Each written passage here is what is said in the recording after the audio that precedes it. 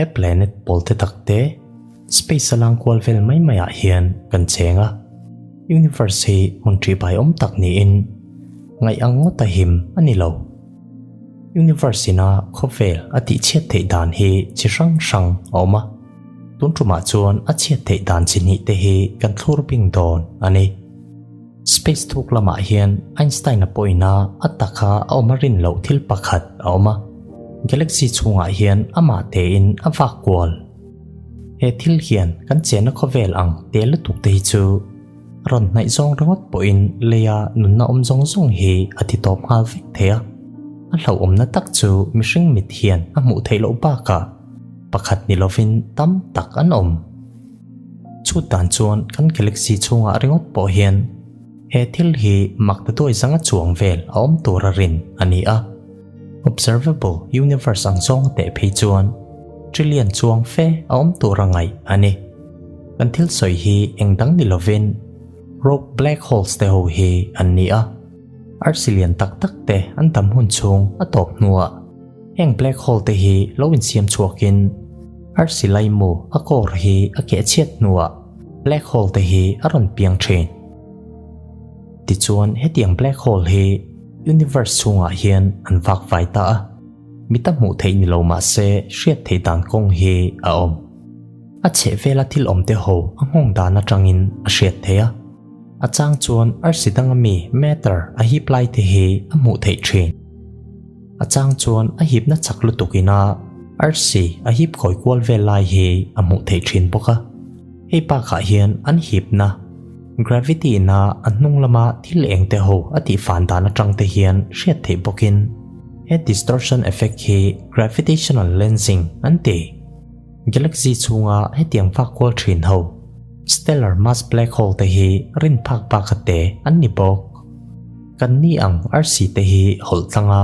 kilometer makta toi khat chunga lian an ni a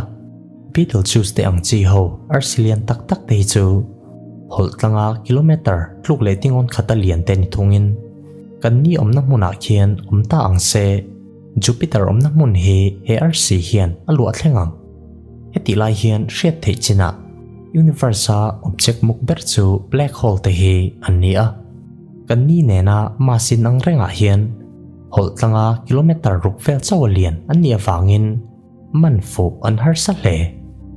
black hole kan nai ber mu chu Gaia BH1 ani a kan chen na atanga light year sang khat zanga somrukala a dai awma wang hian ilongai ho mai the light year level chawla a rc te po hian kan tan har satna min thlen le nem kan ti mai the heti lai hian hetiang black hole kan mu chho to za thi alat lemin kan che vela hian makta toi zanga vel a om tura rin ani entirnan galaxy pumpuya hian rual khai takin an sem dar taila kan chena khawela tanga light year somnga biala hian pakhat tal chu a om nge don ti na ang ani hetiang zonga kan te chuan khawvel hi za in a him big lova kan solar system a hian hetiang rogue black hole hi alo lut nga ta ni chuan nui ati zalem lovang atir lama kan soita kang khan kan lam naya alo kala ni chuan kan lo man fu thei dan om chuna chu gravitational lensing mang hian ani a khawvela nunna zong ati thop thei dan hi chithum om bok alangsar bera chu khawvel pumpui hi alem zo vek thea black hole hian kan chen khawvel hi ron nai chila direct contact aron ne ni chuan khawvel hi a hip som vek nuwa alem fai vekang heti lai hian hetiang hi chu thil thleng thelo turangai ani a kan galaxy chunga hetianga planet te direct contact ani pui theina chan si chu tluk le tingon khata 1% vel chau ani kan chen na leilung ati chiat thei dan dang le chu kan naya aron kal tlang zong hian ani a hip na gravitational pull hian khawvel pangle lam hi chu hip donin hetiang hi spaghettification ante athlin theina chan si makta toi khata 1% vel ani a chan si chele ma se thleng theilo top ti na ero ani lo atop pera chuan black hole hi kan naya local lo ma se solar system chung khoi emolai alo patlang zong rengot po hian planet te ho chet fel dan hi ati boy vek thei dona kan chen na khawvel po hi solar system atanga a thlo chho tir thei ba ka ni omna hmuna hian anor phei thei bok tuna kan soitak hi a thlen thei na chance asang bera Jupiter orbit zone vela aron khalani phot chuan planet che te ho a khoi boi thei na chance hi sing khata 1% vel ani chu wangin ingtiknia emo khawvel ta na hlawum thei black hole hi an mu chuak te ni chuan ti thei vak om don lova kan thei zong chu kan chunga lo thleng tur lo pom thiam deuh top hi ani mai khawvel boral thei dan kong pakhat om le hi chu ti pal thil thua mu chua ani a cold war hun lai kumsang khat zakwa somruk pathum khan UK US le Soviet Union te chuan khawvel chung le pona te nuclear weapon mang to lo turin in rem na an ziaka eti lai hian in rem na hi ziak ma se an in ringlal thum tho Soviet Union hi atu tiama ading het rengem ti hriat tumin US chuan satellite pakhat vela anti mang hian Soviet Union chu vansang atangin a en thlata a he satellite hian X-ray le gamma radiation nu ma aom le omlo a en ber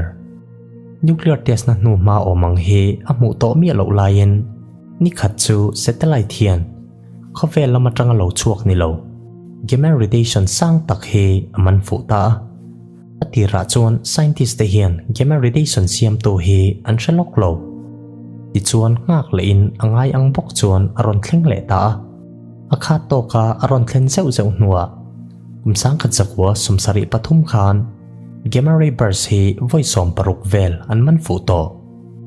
ti chuan kumsom ni aliam le nuwa dai he gamma ray burst mak tak mai hi an chui chuak ta tuna chuan he gamma ray eng phe zeu zeu te hi neutron star pani in suemo supernova na athlen ani ti kan hrato atir lama kan soitak rock black hole in siam tur hian supernova hi athleng pota arsilian tak tak te hian an kan na man ruwa fill hi an man zo nuwa chuan alai mu hi puakin heta hian gamma ray burst hi aron siam chuak tel thin RC ake chiat nu hian black hole chu lowin siamin a magnetic field chak tak chuan RC ke cheta a material la cham bang chu RC pol lama hian shoi lutin chumi nuwa engkal chak zong speed of light tuk deuh thua chakin space a hian aron kap chuak ta thin ani cosmic dead beacon ti te point a soi thea e plasma satak in kha chuana zona omte reng reng hi chu din mun lo oma anding e beam siam to hi gamma ray electrons le positrons te ania gamma ray burst GRB te hian second khat po thling lova kan ni ina kumtluk le ting on som chunga energy apek chu za thi ape chuak thei energy apek chu na te ma wang hian light year tluk le ting on chuanga hla mi po hi aman fu thea galaxy tanga mi GRB te po hian satellite le in piak po na man ruwa te hi alo ti poi perfect thei bok chu wangin light year zani bial chunga gamma ray burst hian kan chen no khawvel hi ron khat tang se chuan a chefek thei dona boruak hi radiation hlo taka a kha ngal vek dona wangin dam reina chi zia sang ani lo kan oilo mai thea maro chu kummak ta toy zali somlikal ta khan hetiang hi alo thleng to hriat ni in he mass extinction a hian species za somriat panga chuang zet an mang an rim dan chuan kan chen na atanga light year sang ruk vela hla a hypernova hi athlenga gamma ray burst hi second som chawa rei po lomni ta ang se khawvel ozone layer mun chan ve chuang zet ti chu atipop ngal vek dona leilama nung cha cheng te ho hi UV radiation hian du tokin a hem ti na ani chu